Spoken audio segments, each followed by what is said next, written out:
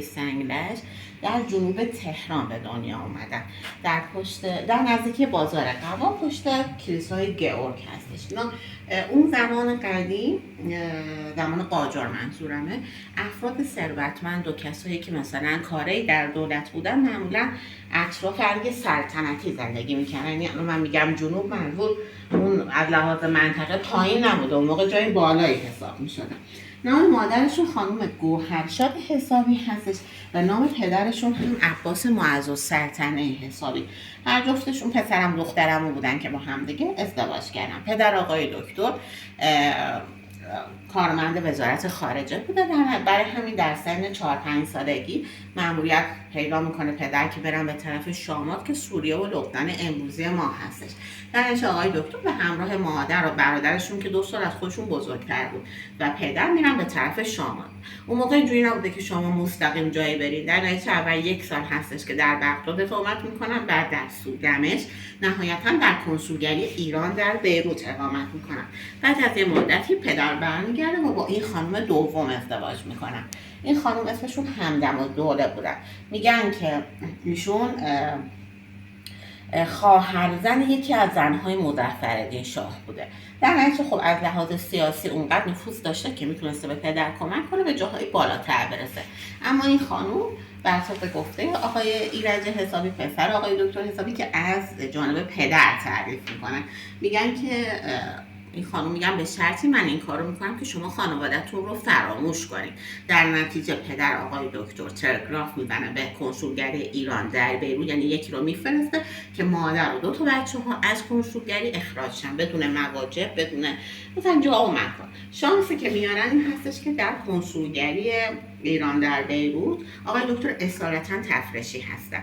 اونجا یه آقای بوده به اسم حاجری خدمه اونجا بوده، اون هم تفرشی بوده. میگه خب حالا من مثلا اگر 2 تا اتاق دارم، یه اتاقشو بیاین شما زندگی کنین، کمکشون در واقع یه جا بهشون میده. و مادر همون چیزهایی که با خودشون برده بودن، مثلا گوشواره انگشتری دستشون بوده رو من بعد میداده به حاجری براشون میفروخته و مثلا روزمرگی میگذشتن. اون موقع انتقال پول به همین راحتی نبوده، با تلگراف و اینها بوده، برای همین به راحتی پول به دست آقای دکتر اینا نمیرسیده. یعنی زندگیشون سختیشون شروع شده بوده، از لحاظ مالی خیلی دچار مشکل پیش میان. و یه زمانی هم مادرشون میبینه که دیگه طلا و جواهراتی که آورده بوده با خودشون دیگه تموم شده، چیزی نداره و همون موقع سکته میکنه. آقای دکتر خیلی بچه بوده که برای مادرشون اتفاق میافته و یه قسمتی از بدنشون فلج میشه. آقای دکتر در سن 7 سالگی وارد مدرسه فرانسوی ها میشن و روزهای شنبه و یکشنبه که میومدن خونه مادر بهشون فارسی رو یاد میداده. آقای دکتر خیلی بچه بودن، ایران رو ترک کردن، فارسی خوب بلد نبودن. مادر هم میان با شعر مثلا مثل حافظ، بوستان، گلستان فارسی رو بهشون یاد میده. به طوری که آقای دکتر در سن 9 سالگی حافظ قرآن، 11 سالگی حافظ بوستان و گلستان و در 11 سالگی حافظ، در 13 سالگی بوستان و گلستان و در 16 سالگی هم شاهنامه رو کاملا اشراف داشتن. بماند که منشآت مقام فرهانی که بسیار هم سخت هستش، آقای دکتر به اون هم اشراف داشتن. حتی موسیقی رو از مادر یاد میگیرن. مادر نیلوک رو بهشون یاد میدن که بعدا خود آقای دکتر ساز دهنی یاد میگیرن که وقتی تو فرانسه هم بودن ساز تخصصشون میشه ویولون و پیانو. آقای دکتر در سن 17 سالگی اولین مدرک لیسانسشون رو در رشته ادبیات عرب میگیرن و بعد هستش که خب باید کار میکردن، خانواده رو میخواستن دیگه، چون هنوز تو بیروت هم این چیزی که دارم تعریف میکنم. در نتیجه بررسی میکنن، میبینن که اگر مهندسی عمران بتونن بخونن در نتیجه میتونن مثلا کار خوبی پیدا کنن و بهتر پول در بیارن. در نتیجه مهندسی عمرانشون رو در بیروت میخونن و برای شرکت فرانسوی کار میکردن. خیلی هم خوب کار میکردن، پروژه های خیلی سخت رو برمیداشتن، به طور که حتی مریض میشدن، مثلا در یعنی یه جاهایی که کسی نمیرفته آقای دکتر میرفتن و بعدها این اثر مریضی رو بدنشون همچنان مونده بوده. و اینکه آقای دکتر همین اینقدر خوب کار میکردن باعث شده بود که این شرکت فرانسوی ایشون رو برای ادامه تحصیل بفرستن فرانسه. در نتیجه آقای دکتر وقتی وارد فرانسه میشن زمانی هستش که تازه مترو داشته گسترش پیدا میکرده و میگن خب اگر من بتونم مهندسی برق بخونم میتونم در مترو کار کنم و همین کار را هم میکنه و برای مدت کوتاهی هم هستش که در راهن فرانسه کار میکردم و همون موقع که داشتن درس میخوندن کار میکردن متوجه میشن که میشنون در شمال فرانسه در شهر سار یک معدنی کشف شده و میخوان استخراج کنن. مهندسی معدنشون رو هم میخونن. در نهایت در سن 25 سالگی اون رشته‌ای که خودشون دوست داشتن و همیشه میگفتن که آدم باید یک رشته‌ای بخونه که چالش برانگیز باشه، انتها نداشته باشه و فیزیک دکترای خودشون رو از دانشگاه معروف سوربن فرانسه در سن 25 سالگی میگیرن. البته آقای دکتر کورس‌های دیگه هم میگذرونن، مثلا مثل ستاره شناسی، مثل ریاضیات، مثل حقوق، اینها رو هم یک کورس‌های ازشون میگذرونن. آقای دکتر اون پشتتون رو اگه نگاه کنید 2 تا مدال قرمز هستش. اون 2 تا مدال قرمزی که می‌بینید اسمش لژیون دونور هستش، با مدال افتخاری هستش که آقای دکتر از فرانسه دریافت کردن. مدال آبی هم آقای دکتر فقط جنبه علمی نداشتن، سیاسی هم بودن. 3 دوره عضو مجلس سنا، 1 دوره وزیر فرهنگ زمان آقای نخست وزیر آقای مصدق بودن و قبل از این هم که وزیر فرهنگ باشن اولین مدیر شرکت نفت ایران بودن. در نتیجه در ملی شدن صنعت نفت با آقای مصدق یعنی با هم دیگه مکاتبه داشتن و بی تاثیر هم نبودن. زمانی که آقای دکتر جزء سناتور بودن، جزء کسایی بودن که با حق کاپیتولاسیون مخالف بودن و برای همین هم 1 بار ترور شدن. آقای دکتر وقتی وارد ایران میشن میان اولین کاری که میشن در اداره طرق و شوارع یعنی راهسازی ایران شروع به کار میکنن. شهرهای سواحل خلیج فارس از بندر لنگه به بوشهر، بوشهر به شیراز رو میان حرفه‌ای نقشه برداری میکنن، عکاسی میکنن و یک نقشه کاملا حرفه‌ای میکشن. از کارهای دیگه هم که انجام میدن جاده بین تهران به شمشک هستش یا جاده قزوین به قلعه علموت و حدگذاری مرز شرقی ما یعنی بین ایران و پاکستان کار آقای دکتر هست. علاوه فرهنگی هم وقتی دانشگاه تهران در سال 1313 تأسیس میشه، آقای دکتر چند ماه بعدش دانشکده فنی دانشگاه تهران خودشون شخصا بنیانگذاری میکنن و میگن که 5 تا رشته مهندسی تخصصی اونجا باید حتما آموزش داده بشه و اینکه مثلا 4 سال هم طول بکشه، یه مهندسی 4 سال طول بکشه و قانون دانشگاه تهران رو در واقع آقای دکتر می‌نویسن. و اینکه یکم از کارهای دیگه میکنم وقتی که وزیر فرهنگ بودن اولین مدرسه اشاعری رو ایشون راه میندازن به همراه بهمن بهی با هم دیگه مدرسه اشاعری رو راه میندازن. حتی ما آرامگاه سعدی در زمانی افتتاح میشه که آقای دکتر وزیر فرهنگ بودن، اون زمان افتتاح میشه. دیگه یه بیمارستانی هم به همراه برادرشون، چون برادرشون پزشک بودن، در ملک مادر که مادر اون رو وقف کرده بود در خیابون بلورساتی در جنوب تهران، همون حوالی که تقریبا آقای دکتر به دنیا اومدن، یه بیمارستان خصوصی تأسیس میکنن. متاسفانه در حال حاضر هیچ آثاری از اون بیمارستان باقی نمونده. به احترام مادر هم اسمشو میذارن گوهرشاد و این بیمارستان برتریش نسبت به بیمارستان‌های دیگه در اون موقع بودش که بخش زمان زایمان داشته، اون موقع که خانم‌ها توی خونه وضع هم میکردن. از دیگه آقای دکتر کارهای دیگه اولین های زیادی دارن. مثلا ما میدونیم که اولین مرکز استاندارد، اولین مرکز هواشناسی، اولین دانشسرای عالی، خیلی اولین های بسیاری دارن. مثلا همین تفاوت ساعتی که ما با گرینویچ داریم، ولی اولین کار خیلی قشنگی که انجام دادن، یکی از بهترین کارهایی که انجام میدن این هستش که اولین رادیو رو در ایران درست میکنن. حالا قطعاتش رو از طریق دوستاشون از کشورهای مختلف وارد میکنن. اون موقع رادیو ترانزیستوری و یا این چیزایی که الان هستیم نبوده، لامپی بوده. اونها از کشورهای دیگه از طریق دوستاشون وارد میکنن.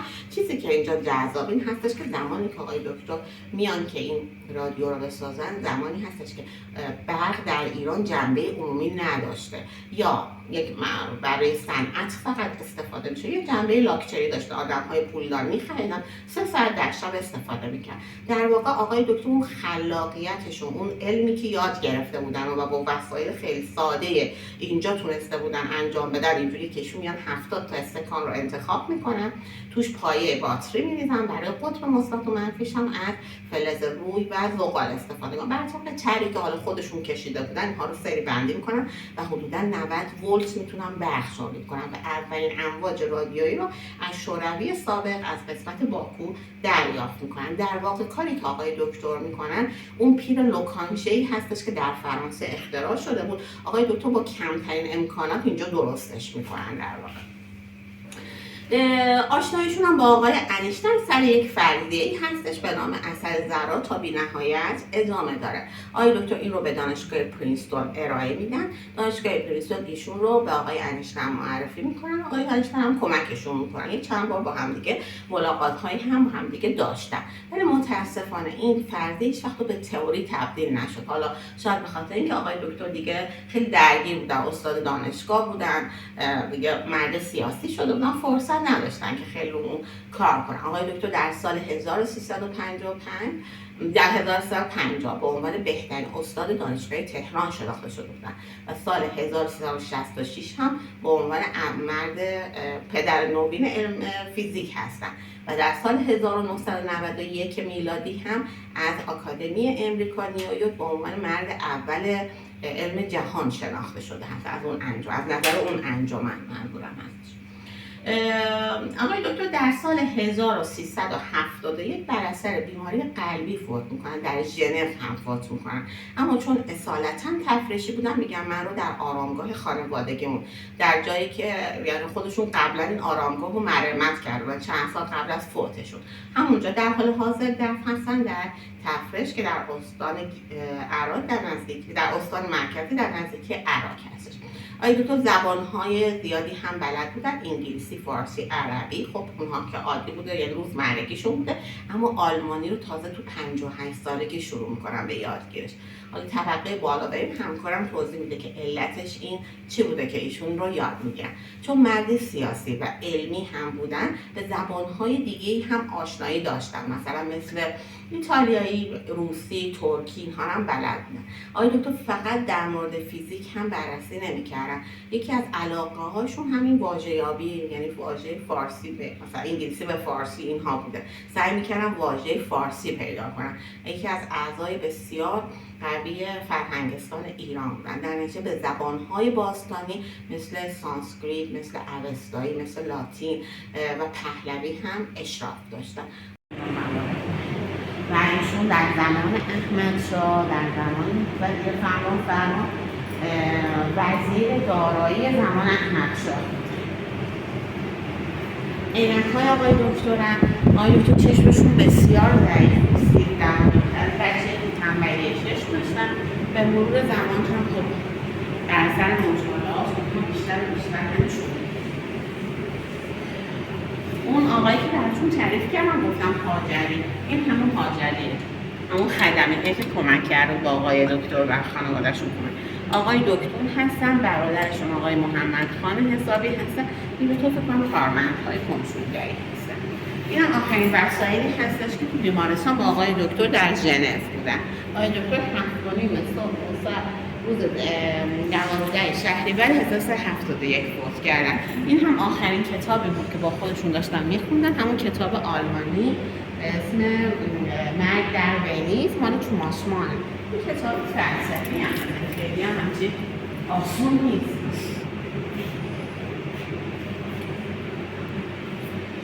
این هم ماکت ماشین هایی هستش که آقای دکتر در طول زندگیشون با خودشون داشتن.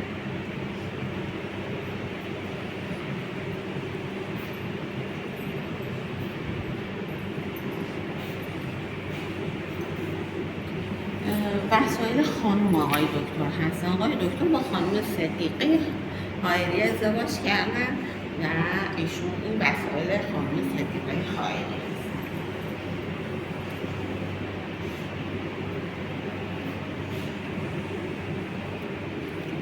این هم خاله بچه ها در واقع یعنی خواهر خانم آقای دکتر میشن که با آقای دکتر اینها زندگی میکنن، با خانم اشرف. اون زمانشون معلم.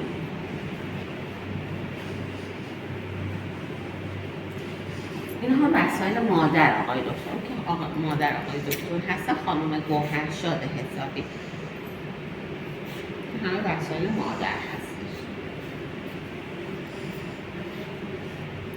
این هم لباس عروسی هستش که وقتی آقای دکتر با همسرشون می‌خواستن ازدواج کنن این لباس عروسی من خانومشون بوده، لباس عروسی خانومشون هستش. آبی هم هست، سفید نیست. آبی هم علتش این هستش که کلا رنگ آبی نشانه متانت و اینها هستش، پاکی و متانت بوده. ما قبلا لباس سفید که نمی‌پوشیدیم برای عروسی، از زمان ویکتوری ها معروف شده. ایرانی هم که اصلا لباس سفید نمی‌پوشیدن و هر قومی برای خودش یه لباس عروسی خاص خودش رو داشتن.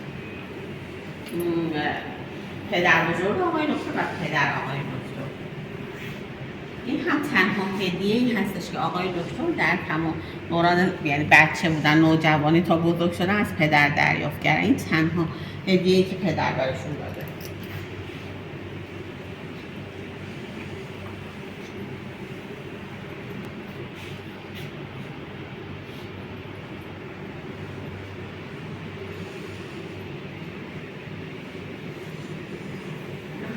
لباس‌های خانومشون هست، البته بالایی ها نه، بالایی اکتایی نه، من بقیه لباس‌های خانومشون هست، خانوم آقای دکتر هستن. این وسایل شخصی آقای دکتر ورزشکار قدیمی هم، یعنی شنا پرداختن، شنایی که از ورزش‌های شخصیشون بوده که بسیار هم شنا ماهر باشن، قهرمان غریب نجات بودن اصلا ایشون. و یه مدت کوتاهی هم وقتی که تو بیرون بودن از همین طریق اصلا آموزش میدادن و پول در میآوردن قبل از اینکه برن دانشگاه.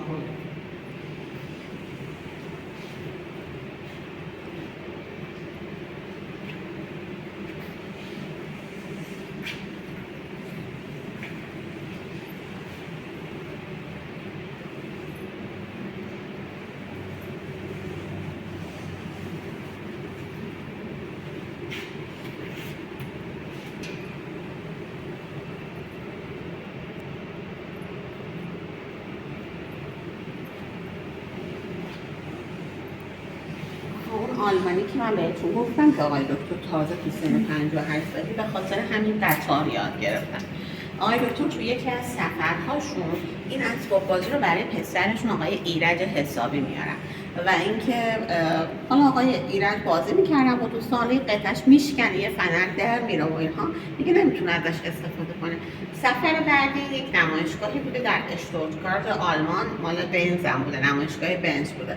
آقای دکتر آقای ایرج هم با خودشون میبرن و اونجا آقای ایرج میگن به پدر که بپرسیم ببینیم این قطر از کجا میشه تهیه کرد، که بالاخره پرسجو میکنن، میگن مثلا آدرس بهشون میدن فلان جا بریم میتونیم بریم تهیه کنن. میرن اونجا و آقای دکتر به هر زبونی که بلد بوده سعی میکرده به صاحب اون مغازه که یه خانومی بوده توضیح بده که چی احتیاج دارن، چی میخوان. اون خانم متوجه نمیشده چون فقط آلمانی بلد بوده.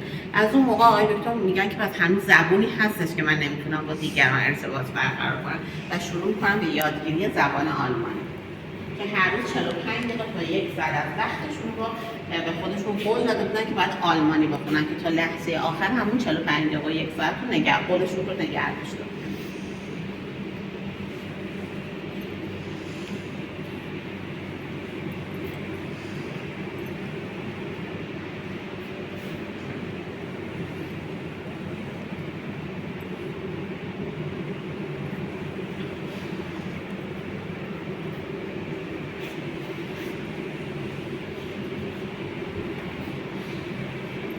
این هم وسایل دکتر آقای دکتر هستش. یعنی مثلا آقای دکتر اگر مثلا چه میدونم یه دکمهشون پاره میشد یا مثلا یه جایشون مثلا یک لباسشون پاره میشد نمیداد به خانمشون بدوزن، مثلا بی احترامیه، خودشون میدوزن، اصلا به خانمشون نمیداد، بی احترامی که من بدم ایشون مثلا این کار برای من بکنه.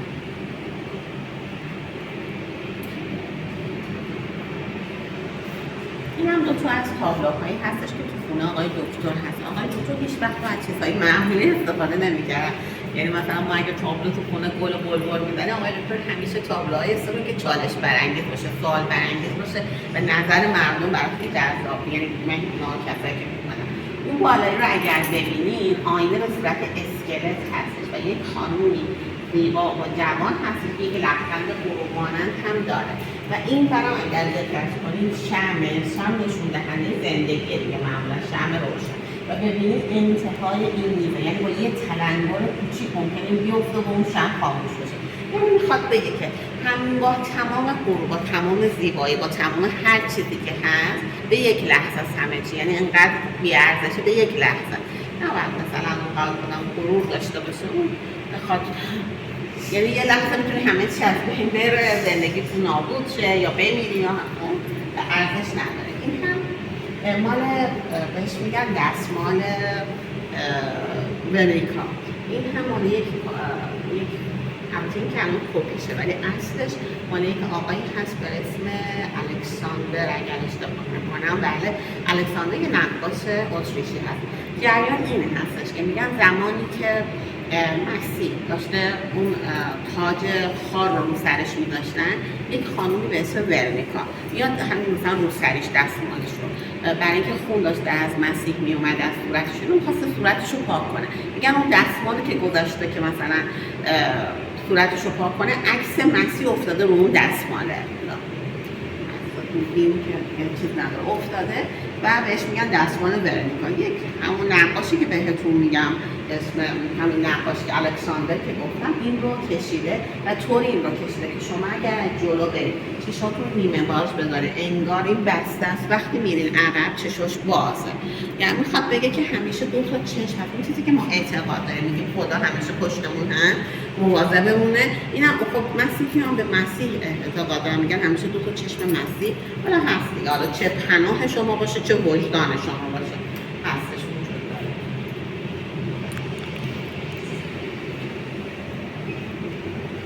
لباس رسمی آموزش آقای دکتر در دانشگاه تهران هستش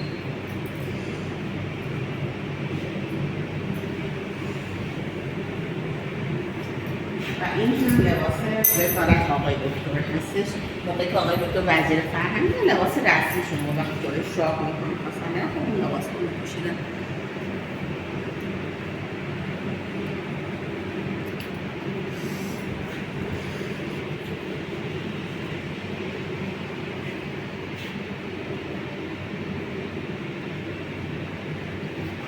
خونه آقای دکتر هم اینجاست. این خونه آقای دکتر این خونه آقای دکتر هستش که الان در حال حاضر پسرشون آقای ایرج حسابی این تو دارن زندگی میکنن. برای همینجا این ملک خصوصی، این جاهایی که میبینید همه به مرور زمان بعدش ساخته شده. اول فقط همین ملک وجود داده و یک باغ بزرگی بوده مال پدر بزرگ آقای دکتر بودن. اینجا در واقع ییلاق پدر بزرگ بوده که 10 سال هم طول برای ساختنش طول میکشه که همینجوری نسل به نسل میاد و بعد الان که در حال حاضر هم پسرشون هست. همه اینا به مرور زمان بر اساس احتیاجاتی که بر طول زمان احتیاج بوده ساخته میشه.